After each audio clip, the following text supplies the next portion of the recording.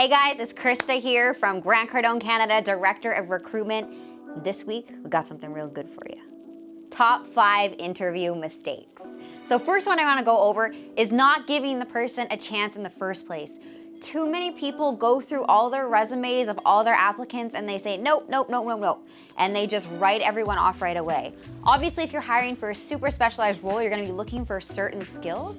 But what we do here is we call literally everybody. Unless you can very obviously see they're not qualified, we call them because we value the personality more than what's on a piece of paper. So give people a chance, talk to them. You might find somebody who has a resume that doesn't look great, but they're coachable, they're teachable, they're bright, and they're a culture fit, and they're actually worth investing into and building those skills into them. Number 2, not putting your person in front of you at ease, the prospect, the interviewee. People come in and they're nervous. They've done a million interviews before. They've been rejected. They're coming in with this baggage. You want to put them at ease. Make them relax. Actually say something that allows them to relax into themselves and communicate how they actually want to communicate. Let them know this isn't a typical interview. Let them know that you just want to get in communication with them. No sugarcoating, and then go from there. Number 3, not finding out what's actually important to the person. This isn't just about finding someone that's a great fit for your company. This is also about making sure that your company is a great fit for them. And if you really want to ignite somebody, if you want to see that light turn on behind their eyes, you have to find out what's important to them. You have to ask them what their goals are for themselves. What do they want to accomplish in the next 2-3 years? What changes do they want to experience in themselves over the next couple years? Because then that also tells you what buttons you need to push on in order to get that person to see the value in your company and how you can help them achieve those things. And it also gives you a look into, is this person actually going to align with our culture and with what's important to our business? All right, guys, quick pause, drop a comment. We want to hear about the worst interview you've ever been a part of, either as an interviewer or an interviewee, and I want to know why you think that interview went so badly. And trust me, we do read these comments, so leave one and it may be the topic of one of our next videos.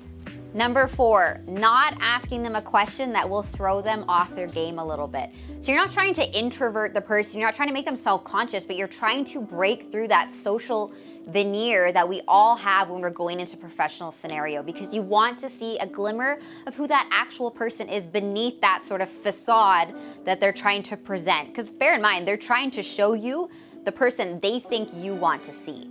So ask them something different. Ask them something totally random. Question I love using in my interviews, and I use pretty much every time, is say this example here. So you're driving, you stop at a stoplight, and someone rear ends you.